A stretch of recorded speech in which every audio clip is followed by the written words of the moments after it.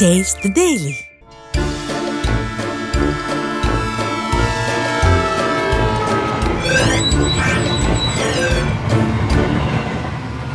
ஏல மக்கா வணக்கம்டே. இப்போ தான் தேர்தல் முடிஞ்சு பரபரப்பெல்லாம் ஓஞ்சது.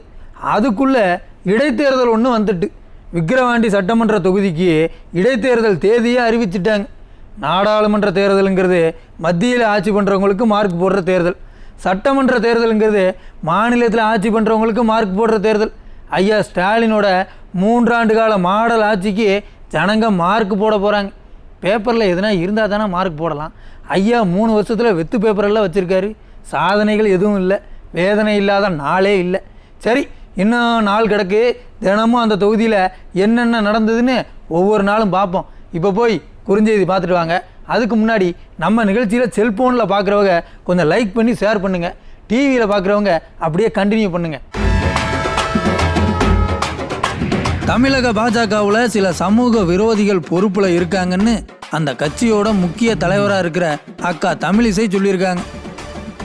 அண்ணன் அண்ணாமலை இந்த சமூக விரோதிகளுக்கெல்லாம் போஸ்டிங் போட்டிருக்க கூடாதுன்னு புலம்பியிருக்காங்க.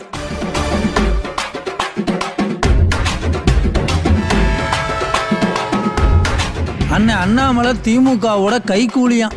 அட நாம சொல்லலாம் சாமி, என்ன பிரச்சனைன்னு தெரியல. பாஜக காரங்களே சொல்லிட்டு இருக்காங்க. பாஜகவில் மாநில அளவில் பொறுப்பில் இருக்கிற அண்ணன் கல்யாணராமன் தான் சொல்லியிருக்காரு.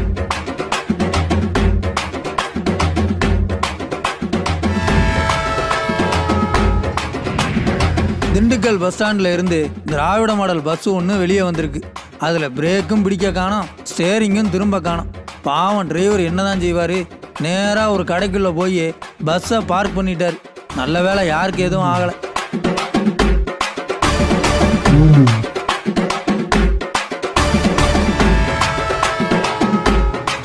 விழுப்புரம் பக்கம் லீவு முடிஞ்சு ஸ்கூல் திறக்க போகிற நேரத்தில் கவர்மெண்ட் பள்ளிக்கூடம்லாம் ரொம்ப மோசமான நிலைமையில் இருக்கியா. அடிப்படை வசதி எதுவும் உருப்படியாக இல்லை. பிள்ளைங்க எப்படித்தான் படிக்க போகிறாங்களோ தெரியலை. குறுஞ்செய்தியில் பார்த்துட்டோம், வாங்க விரிவான செய்திகளையும் பார்த்துருவோம். தமிழ்நாடு பாஜகவில் சமூக விரோதிகளுக்கெல்லாம் பொறுப்பு கொடுத்துருக்காங்கன்னு அக்கா தமிழிசை சொல்லியிருக்காங்க. வேறு யாராச்சும் சொன்னால் வெறுப்பு அரசியல் பண்ணுறாங்கன்னு சொல்லலாம். அக்கா அந்த கட்சியில் முக்கிய தலைவர். அவங்களே அந்த கட்சியில் சமூக விரோதிகள் இருக்காங்கன்னு சொல்கிறாங்கன்னா இல்லாமலா சொல்லுவாங்க. சரி, அக்கா சொன்னது ஒரு பக்கம் இருக்கட்டும், அவங்க சொன்னது சரிதாமலேன்னு சொல்கிற மாதிரி திருநெல்வேலியிலேருந்து ஒரு ஆடியோ ஒன்று வந்திருக்கப்பா, அதை கொஞ்சம் கேளுங்க.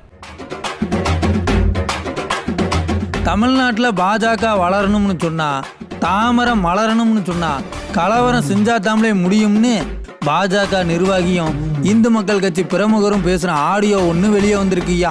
திருநெல்வேலி தெற்கு மாவட்ட பாஜக தலைவர் தமிழ்ச்செல்வனும் இந்து மக்கள் கட்சி பிரமுகர் உடையாரும் பல உட்கட்சி விவகாரங்களை ரொம்ப டீட்டெயிலாக பேசியிருக்காங்க.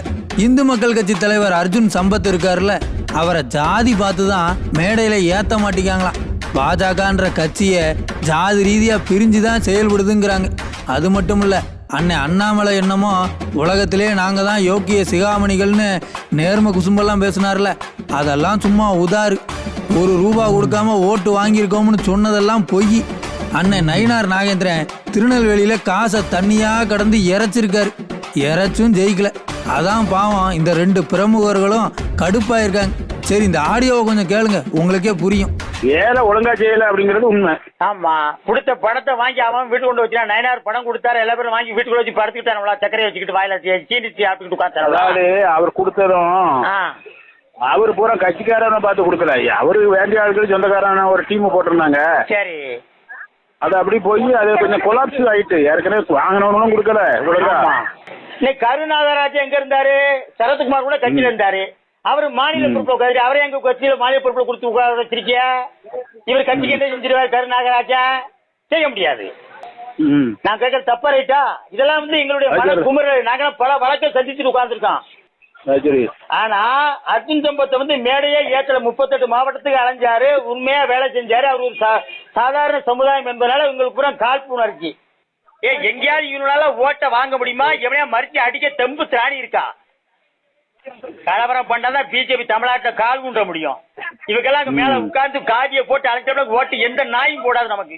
பிஜேபிக்கு என்ன ஓட்டு போட என்ன செஞ்சுட்டானுங்க? யாரை இவனுக்கு காப்பாத்திட்டானுங்க? கேட்டீங்களாப்பு? காசு கொடுத்துருக்காங்க, ஜாதி ரீதியாக பிரிக்கிறாங்க, எல்லாம் பண்ணியும் ஜெயிக்க முடியலன்னதும் கலவரம் பண்ணாதான் ஜெயிக்க முடியும்னு சொல்லுதாங்க.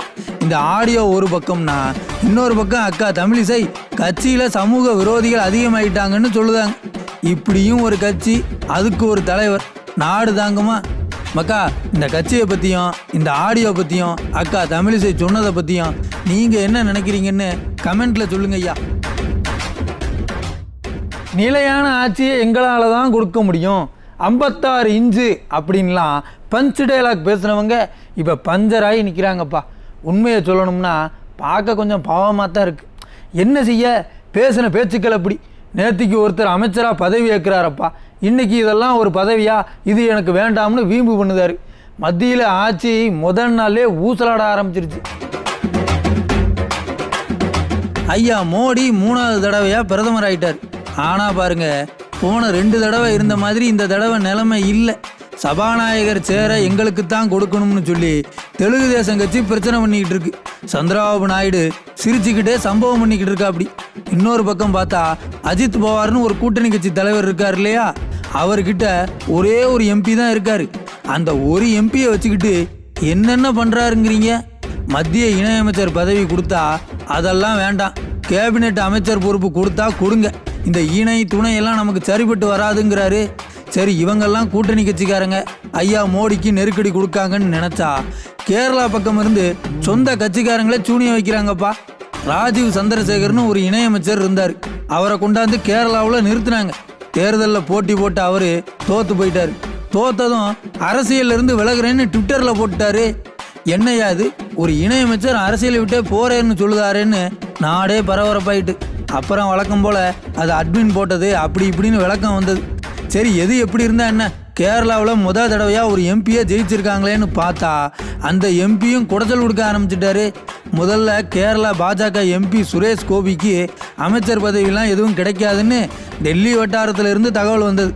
அந்த தகவல் வந்த உடனே சுரேஷ் கோபி பிரதமரோட பதவியேற்பு விழாவில் கலந்துக்க மாட்டார்னு கேரளா வட்டாரத்திலேருந்து தகவல் வந்தது. அதுக்கு பிறகு மறுபடியும் டெல்லி வட்டாரத்திலேருந்து என்ன சொன்னாங்கன்னா, சுரேஷ் கோபிக்கு இணையமைச்சர் பதவின்னு சொன்னாங்க. இணையமைச்சரான சுரேஷ் கோபி அடுத்த நாளே எனக்கு இந்த பதவி வேண்டாம்னு சொன்னதாக தகவல் வந்தது.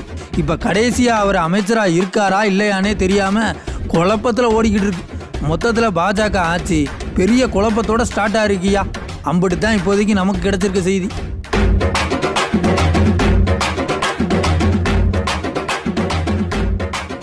மக்கா, இந்த செய்தி எல்லாருமே பார்க்க வேண்டிய செய்தி தான். இருந்தாலும் விழுப்புரம் விக்கிரவாண்டி பக்கம் இருக்கிற உறவுகள்லாம் கட்டாயம் பார்க்க வேண்டிய செய்தி.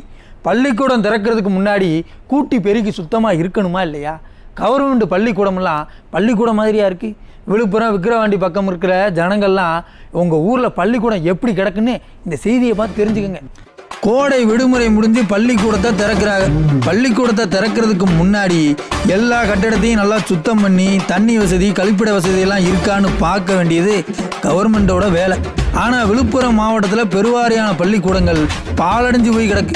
எடுத்துக்காட்டுக்கு பேரங்கியூர் கவர்மெண்ட் ஸ்கூலில் காம்பவுண்டு இடிஞ்சு விழுகிற நிலைமையில் கிடக்கு. கழிவறையில் கதவெல்லாம் உடஞ்சி போயிருக்கு. அதே மாதிரி பாப்பனப்பட்டு கவர்மெண்ட் ஸ்கூலில் பார்த்தீங்கன்னா காம்பவுண்டு சுவரே இல்லை.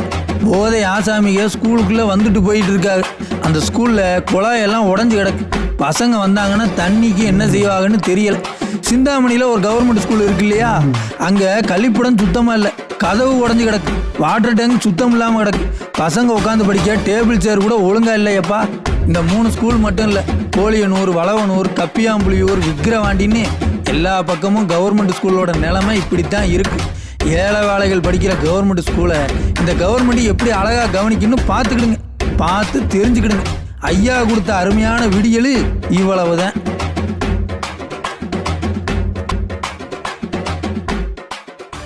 பள்ளிக்கூடம் சரியா இல்லைன்னு புலம்புறம். சரி, முதல்ல வாத்தியார்களே போதுமான அளவுக்கு இல்லையே. 2000க்கும் அதிகமான ஹெட்மாஸ்டர் பணியிடங்களும் 14,000க்கும் அதிகமான டீச்சர் பணியிடங்களும் காலியாக கிடக்காமா. வாத்தியார் இல்லாத பள்ளிக்கூடத்தில் பிள்ளைய போய் என்னத்தை படிப்பாங்க? அட நாம் கேட்கல, விவரம் தெரிஞ்சவங்க புலம்புதாங்க. என்ன மாடலோ என்ன கவர்மெண்ட்டோ. சரி மக்களே, இன்றைக்கி செய்யறது இத்தோட முடிஞ்சது. நாளைக்கு மறுபடியும் வந்து உங்களை சந்திக்கிறேன். நன்றி, வணக்கம்.